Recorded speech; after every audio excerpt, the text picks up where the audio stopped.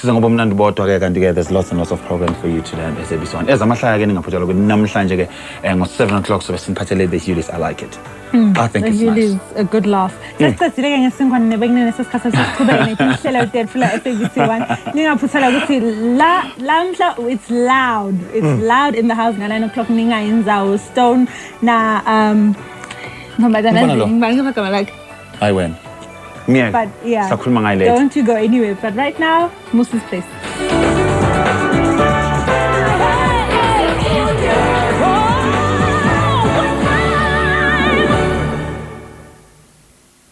Check it out, man. What's coming up right now, right, is the unpredictable, like totally unpredictable.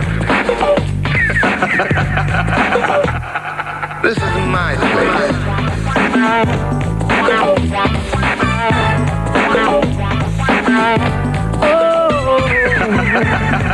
You know, make them laugh, make them cry. Moose's place. You are invited. Coming at you from the zone at Rosebank. Yeah, man, just have a good time and just jam, man. Just chill, you know, like, I know. Cool. This is Moose's Place. Here's Moose. Moose, and welcome to Moose's Place. Now, let me just tell you something, okay? Playing with the Ouija board or dressing up in all black does not mean you are a Satanist, all right?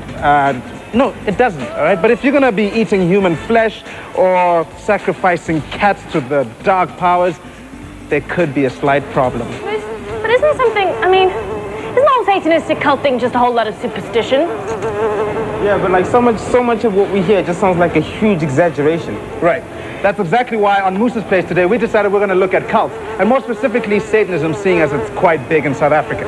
In fact, in 1991 it was believed that there were over 165,000 people involved in Satanism in South Africa alone.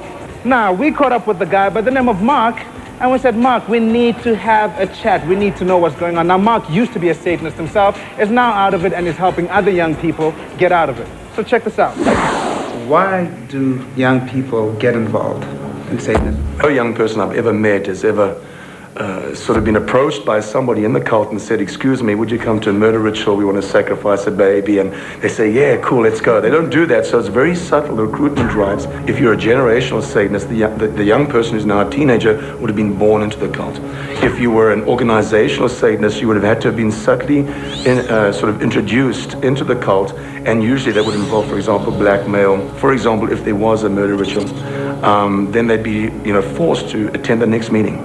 Because if they don't, then we're going to release this information to the police or to your parents. Tell us a little bit of your story. At the age of 5 years old, I encountered demonic entities that called me into the satanic movement. There was a progressive development in Satan preparing me for the satanic genocide he had for this generation, which was to stop them from accessing destiny and purpose for this age. So at the age of 27 years old, I was on the verge of crossing over.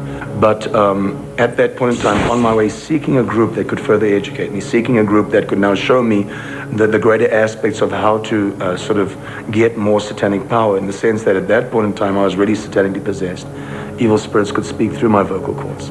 They had tried to get me to kill my own mother. So I was very aware of this, but I had no solution. I knew something was drastically wrong, but I didn't fully understand what was happening until I met a young man who set me free as a young Christian. What are the warning signs? For example, if a parent phones me up and says, Mark, look, my kid is isolating himself, herself all the time. They're playing satanically inspired music in the sense that the lyrics are very satanically inspired or incorporates the belief system of the worship of Satan. Are busy right now. The whole room is painted black. It has a skull with a candle burning it, and has a pentagram drawn on the floor, and has all these incantations and strange chanting and all this stuff, and the person doesn't want me in. I've discovered poetry and poems about death, and do you think I've got a problem? Absolutely. it would warrant and necessitate some form of investigation, or perhaps sending the young person for an evaluation by somebody who understands the spiritual reality and the natural reality, as well as the psychological trauma that such an individual would go through. But most true Satanists, you would not be able to know who they are by an outward show. True Satanist is someone who usually has infiltrated society, has become an upstanding member in the community, has access perhaps to orphans or to kids that are vulnerable. You know, we have, we're aware of breeders out there. For example, a breeder is someone who will breed a child. There's no registration of the birth, there's no registration of the death, and they bred literally for a human sacrifice, which is a shortcut to power within the belief systems of certain cults. How does that whole organization work? There are individuals who worship Satan, who are organized in their recruiting drive, who are organized in getting the kids involved, and who are organized in the abuse and various forms of abuse that's oftentimes accompanies the worship of a god with its belief systems and ritualism and symbolism. At what point does the worship of Satan go from being a religion to a cult? Right from the beginning, as far as I'm concerned, because the whole motivation from Satan's side, as a god or as a deity, if you will, in the spiritual reality, is to destroy people's lives, is to control people's lives. And so when you have a form of control that is based on fear, that's based on ritual abuse, that's based on psychological programs, you have a cult right there. And the followers against it cannot break free. Let me get this straight. Mark says that in places like America, because I don't know where else it would be, Satanism is a bona fide religion. Yeah, in fact, what happens is in places like America, it's protected by the Constitution, so they can actually practice that religion like legally. What about other people's human rights? What happens when that infringes on basic human rights, like killing people and sucking blood and all of that? Well, the Constitution only protects the religious side of things, not any of the criminal activity so often associated with it. Okay, so eating someone's baby is not on. No, eating someone's baby is not cool, and it's not protected by the Constitution. Okay, cool beans. All right. Yo, but I was like reading that, like, formal Satanism started in the early part of the last century by a guy called Aleister Crowley. Yeah. A lot of people believe that he was the the father of Satanism. However, it only really became a religion after Anton van Vey actually wrote the Bible of Satan. So yeah, that's kind of how it went down. Now check this out. After the break, we're going to be finding out a little bit more about some of these activities when we, go visit the South African Police Service's Occult Bureau. So I know you want to be back, so please be back. Cool. Check it out, man. What's coming up right now, right, is the unpredictable. Make them laugh, make them cry. Moose's place. And what kind of vegetable is this? Sausage. What kind of vegetables are these? Meatballs. What is this? Beef. No wonder children think like this when mothers are using Norox to give their meals that delicious meaty taste. Have you got the bull in your home? Norox. Meaty taste. Now available. The delicious meaty taste of Norox in a can. Hey, don't touch. She's a beauty, man. But that's the finest sports car on the road. I bet she goes like the wind. 0 to 100, 4.4 seconds. Take me for a spin, man. Soon, Shana. Soon. Get your lotto ticket. It's your license to dream. Check it out, man. What's coming up right now, right, is the unpredictable. Make them laugh, make them cry. Moose's place. Now, just in case you're one of those people who's sitting at home thinking, oh, please, Satanism, it's not a threat. You might just change your mind after you check out what the police's Occult Bureau had to say. We went down to their office in Pretoria this week, and this is what went down. The mandate of the occult-related crimes unit, or actually office, is not to police any type of religion, but to police criminal activity that is a result of a specific religion. For example, the practice of muti, where it is of essence to utilize human organs. And then you've got the satanic type of movement. And in South Africa at present we have 4 mainstreams, which are the Brotherhood of Ram, and Then we have this Order of Darkness, Sons of Satan, and then at the bottom we have the normal, as we call them, the dabblers. People, the normal worshippers, and people actually experimenting in Satanism. People develop their own type of rituals. Violence plays an important role, where people are actually broken down, brainwashed, rape, indecent assault, the utilization of drugs, child abuse. It goes on forever. A lot of the investigators reported very, very strange things happening. The previous big boss of occult-related crimes, Colonel Kobus Jonker, he once photographed a specific scene and his camera just burst in flames, which we couldn't explain. Why? What happened here? It's difficult to explain. And I, as a police official, try to be very logical about everything. For me, children draws close to the heart.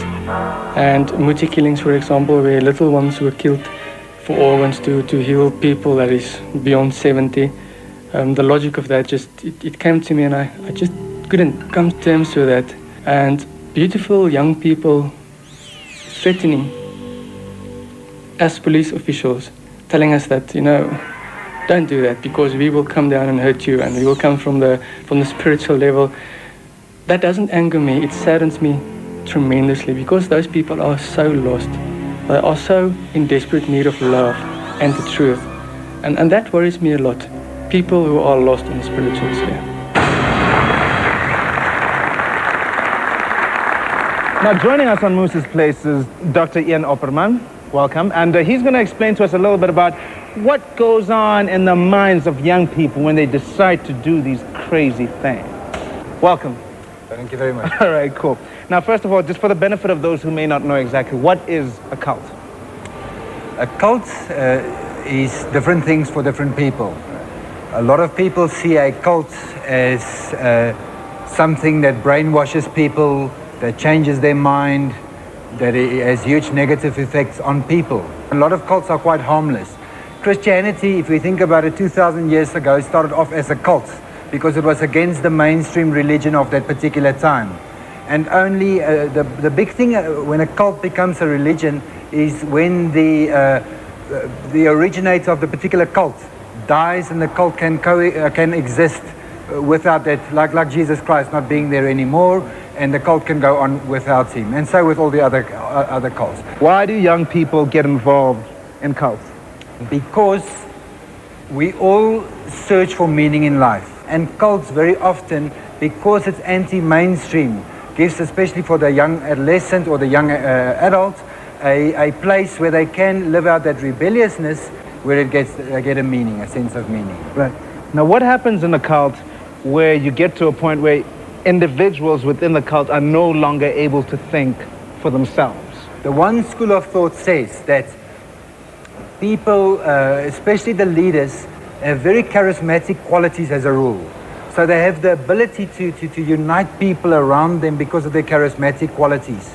And these people go beyond what the norm is. So they get people to do things they wouldn't do normally. Then there are the other school of thoughts, which says that the whole thing about brainwashing is hogwash. There's no such thing, because we all have the ability to decide. If you are a big cult leader and I decide to follow you, it's because I've made a choice. I have listened to you, I have evaluated what you have to say, and according to my mind, you are a leader worthwhile following. And therefore a lot of cult members get involved in cults and move out in about 3 months' time or so, because then I discover that you might perhaps not be the cult leader which I thought you were originally. Right. So, and I think the truth is somewhere in between, of course. Sexual activity seems to be quite closely linked to cults. Is this an assumption, or is this true? In some of the cults, like the David Koresh, this guy got all the female members. He had sexual intercourse with all of them. He actually prohibited the men in the group from having intercourse because he saw himself as a child of God, or God himself, and had sex with them. And women would give their own children from as young as 12 years of age to become a child bride to David Koresh in this particular case, which is weird. And that's where mind power comes in. People ask, how can a rational human being, what woman would give her daughter up for this kind of thing to happen? And that's where the people come in and brainwashing would happen. But those people have also been assaulted. They've been led to believe that this guy truly is God. When they asked this woman afterwards, why did she do it? She says, I didn't hesitate for a moment. I believed he was God. Well, thank you very much for talking to us. We're going to chat a little bit later as the show progresses. Now, check this out. After the break, we're going to start to look at the process of deprogramming people that have been involved in satanic cults. We're also going to be speaking to a young lady by the name of Lillian who, actually admitted to having eaten human flesh when she was still involved in Satanism. So I know you want to come back, so be back. Cool. Check it out, man. What's coming up right now, right, is the unpredictable. Make them laugh, make them cry. Moose's place. No, he's right. No, come on. You know, when I drink Smirnoff, I think of gorgeous babes. Yeah. Whoa, I'm in South Beach, Miami, and I'm hanging with these fine women. Huh? And then we stop off and really chill out. Hey, it's a ball, or maybe we go to New York, Times Square. New York? And I'll be up there big, like one of those fashion models. Or I could be the lead guy in one of those sexy music videos. What?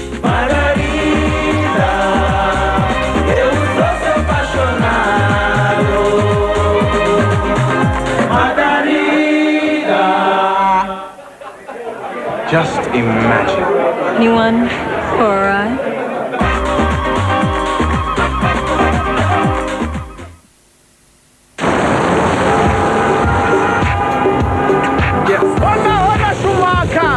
Take it, man. Good job. You can Man, the rent is low, bro. That's it. Life is pleasantly surprising. So is Schweppes Sparkling Granadilla. It'll take you by surprise. We interrupt this broadcast to bring you urgent news. South Africans are urged to be on the lookout for extra low prices coming your way at ShopRite. Liquid fruit, 1 litre, only $4.79. And Blossom Light 500 grams, just $2.29. We repeat, liquid fruit, $4.79. And Blossom, $2.29. A warning has been issued that these prices are valid 21 to 23 September only. Don't miss out. ShopRite, lower prices you can trust, always. Check it out, man. What's coming up right now, right, is the unpredictable. Make them laugh, make them cry. Moose's place. Thank you to Milton Sibuye for your excellent email. Your portable CD player is on its way. This week, give us your opinions on Moose's Place, and who knows, you could be the proud owner of a portable CD player. Give us a call, 086-2211-002, or if you don't like to use the phone or you're afraid that your mother might slap you for raising the phone bill, you can send us some email, moose@metroweb.co.za. Moosey, what are you looking at? Children are mainly targeted for satanic rituals, as cult members believe that their purity can help cure medical conditions like impotency and fertility. It's absolutely crazy. But what really, really scares me, what kind of person sacrifices a child? And you know what's even scary is, look around you, because you never know what they look like. They look like normal people. No, look around. Look around. Anyway, we went down to Nelspruit, and we spoke to a former Satanist, as well as the pastor that took the devil out of her. Check this out. It can happen that you are a Satanist, and already the devil told you, if you leave here, I'm gonna kill you. But I want to tell you, he can't kill you if you accept Jesus, because Jesus Christ is the Lord. Pastor Azaf is a charismatic preacher who works in the Nelspruit area. He often performs exorcisms on members of his congregation who have been involved in satanic worship and rituals. I know many people are bound in the darkness. People are under bondages of the devil. How do you identify them? How do you know that somebody is, how do you know? While we worship, people feel the presence of the Lord. And those who are possessed with demons start screaming and making noise, then you can identify. What kind of things do they say is involved in this whole Satanism? Some says they work at night to kill people. Some create divorces. Some work on the streets to make disaster accidents.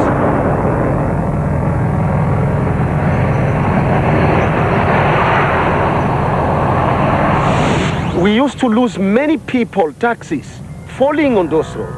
In this road, we asked ourselves, but how they can fall? Because there is no place where you can say, I don't have visibility of the road. But they were Satanists. One of two girls, which we catch them with the power of Jesus Christ. From the tent, they said, we meet in that elevation. And they said, we cook meat there at night, and we just kill people like chickens on the road. Human meat. Yes. And then we cook the meat there at night. Praise the Lord. From that time up to now, we don't have problem here. We have seen some of taxi drivers now, they are thanking the Lord. Another person who is thanking the Lord is Lillian, who was delivered from her life of hell as a Satanist.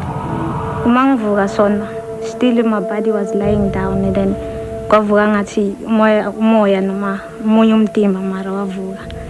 and then ngibengithukiwe mangibona lo mzima umlele phansi lo munye wathe na angawari lo muntu lo, she's gonna wake up early in the morning and do whatever you used to do. She's yourself. And then let's go and work. And if the devil see the person is more gifted to the dark things and love the works of darkness, the demons will come or push people who are Satanists to conquer the person to the kingdom of the devil and to work for Satanists. What kind of things did you have to do when you were involved in this life? I used to travel a lot, killing people and sucking their blood and put the blood in a container. They used to put amanaliti lana through my nails. So I used to point them like this and say those words, and then their blood would get inside my fingers. Then I'll go home and put them there. And then stealing young children, for gula.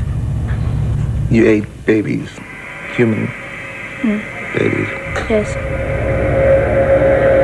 And was that a common thing? I mean, did that happen often? It happens often. It's food. It's what they eat. Like brains, they used to say it's ice cream. And then blood is juice or cold drink. And everybody who joins them must drink blood to get strength. What made you decide, that you wanted to get out of that? I thought this is life, and then until I went to New Varasha somewhere, Mostorlosi, Bogun attend in Christmas. And then I heard them preaching that you have to change your character. Killing it's wrong. Drinking blood it's wrong. I knew God is alive and God will help me. So I decided to leave that and pray, but don't sit until I get healed. And it's about 4 to 5 years now that she's delivered. She came on, she's singing with a good voice, and the devil abandoned her totally.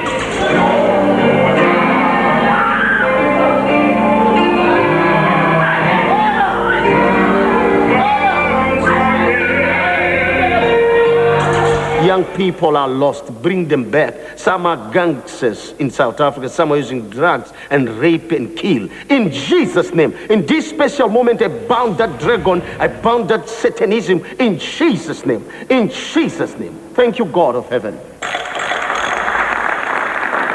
We've still got Ian Opperman here with us. Now, in both the story with Lillian and Mark earlier on, it seems that the only way they got out of Satanism was by adopting the opposite faith, in this sense, Christianity.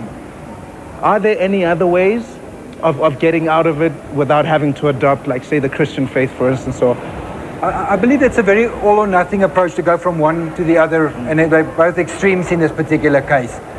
And a lot of people who have moved out of cults, whether it's a Christian cult, you get a lot of cults in Christianity, or a Satan worshipping cult or whatever. A lot of them have moved to a place where they don't get involved with any form of religion. They become quite irreligious afterwards. So no, it is definitely not the only way. There are many other ways, including therapeutically. Political cults. Do you believe that what happened recently in America could be the work of a political cult? It depends what your definition of cult, and certainly it could be part of a political cult that is prepared to die for it. I mean, I was just amazed at people hijacking a plane and flying into a building knowing that they're going to die. And most of those people were men in their 20s and 30s. They had families, they had careers, some of them had degrees, some of them spent many months doing pilot training. To believe so fervently in your cause, I think it's a very safe place to be, because I don't know about you, but I often wake up in the mornings and saying, wow, where do I fit in this world? Sometimes, I mean, most of the time I'm okay, but sometimes we really question our reason for existence, and that somebody is so sure. This is all quite scary, because it's almost as though a cult gives you a reason to live, or it gives you a direction. Well, a reason to die in some cases. That's more scary. Now, the whole process of deprogramming. If deprogramming needs to happen, they need to go to a qualified therapist, a psychologist, a social worker, or somebody that's dealt with that kind of case. What they have found is that if they do group work with the people, in other words, they were programmed in the first place in a group setting and re-educated into those cult beliefs and so on, then you've got to bring them back into normal society. And if there's something like a normal society, that's to say, and re-educate them into what everybody else does, and for them to find the true meaning back in life again. Are cults just maybe mass hysteria where people just think things are happening, but they're really not? I think a lot of the cults are mass hysteria. If you look at Hitler's Germany after the World War II and how he used mass hypnosis, mass hysteria to get a whole group of people, a whole nation to do what happened in that place at that time. That guy was a master of charisma, of ability to manipulate, of ability to get results and influence people. When you put these people under like that spell of hypnotism, do they really like react? Like if she said that she was fine, that person actually flies or act in that way that she was really possessed or something like that? You mean would she physically in my consulting room fly around the office? Yeah. I personally have never seen that. Research have indicated that a lot of these people who mention that they have flown or done things suffer from what is called multiple personality disorder or dissociative identity disorder. That means because of something violent that happened to me in my childhood, my personality split into different parts. And those parts might mean that I have a magical part that can fly away, protect me. So they will go back, and if you're working with that part, they will say to you, but they're sitting in my consulting rooms, in my hypnosis chair, in deep hypnosis, so they're not flying anywhere. But in their minds, that part of them is flying away. And I think the phenomena of what these people talk about flying and so on, could be explained by utilizing that as a metaphor, which means it's all in the mind, yes. Everybody? Thank you very much for saying that. Now, if ever you are considering dabbling in Satanism, they should think twice about it, yeah? Because first of all, once the cult has blackmailed you into being a part of them, it's very, very difficult to get out. And I mean, I'm kind of thinking, wouldn't you rather be in control of your own mind anyway? I think so, miss. I certainly would like to. I enjoy that. Don't you enjoy that? You? Oh, yeah. Enjoy your own mind. Enjoy your own mind. Now check this out. We are out of here, and we'd just like to say Happy New Year. It is the Jewish Happy New Year, and well over the fast. So yeah, to all our Jewish viewers, have a wonderful one. Next week, 15 minutes of fame, so I know you want to be back on Moose's Face. Till then, though, much love, peace, happiness. Give yourselves a round of applause, because you're beautiful.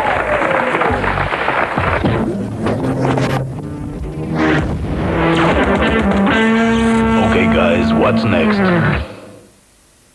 Will Smith is changing places with girlfriends. I remember the first time I met Vivian's father.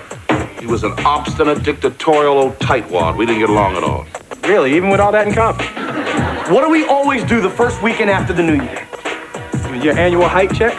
When you become a teenager, guys start to grow hair on their face, and women start to grow, maybe... Taller. Ooh, you are right, taller. Yes. See him at 7 from this coming Friday on 1.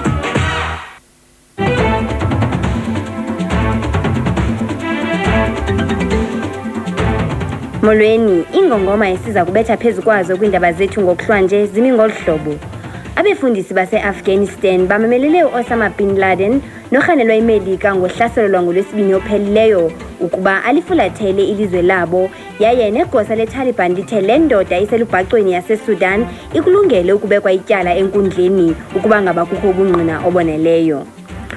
Ukanti siza kuva ngentshukumo yeMelika ngokuphathelene nengxelo ye-Afghanistan ngomba wokunikezelwa kuka-Osama bin Laden kuyo. I-fly half ye-Springbok uBush James imisiwe emidlalweni ngolo hlobo iphoswa imidlalo yokhuphiswano lwe-Currie Cup. Ezinezinye siza kuziphaka ngekuqala emva kwesixhenxe apha ku-SABC 1.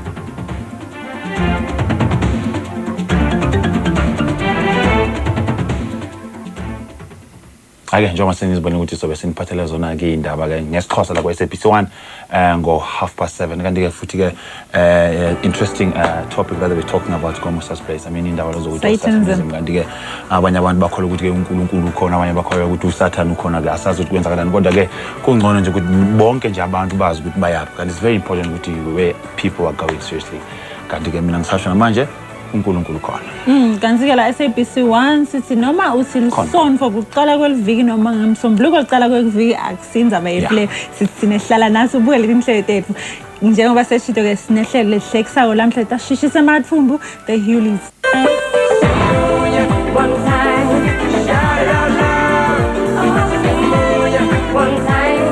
I said one time.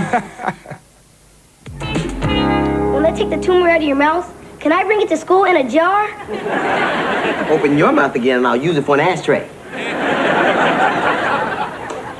Hey, Park, how's it hanging? Oh, I forgot you're Asian. It doesn't hang, does it? Patience, Joshing. Good bites come to those who wait. Congratulations, Jugli, on your latest prank. Piranha in my koi pan. Very funny. Thank you. By the way, I didn't know that you and your demon dog like to wade in the pond. That was a bonus. Gonna be tough to top you this time, Hughley.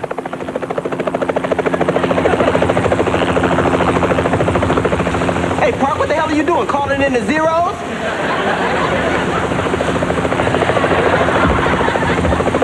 Meet Bicep, the mythical god of strength. You rub his belly for good luck. But I guess it would also work if you kissed his ass. Good day, Hughley. I haven't seen that much crack since the Marion Barry video. This time is the right time. Be yours and you'll be mine. I'm back on top again.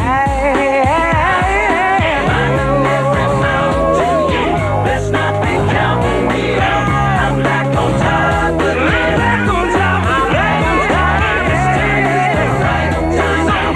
Be yours and you'll be mine. I'm back on top again. This is the right time. Hey! Oh! I don't Oh, man, I'm sorry. I thought you were Mr. Park. How did you get past my perimeter defense? You mean the cans and the string?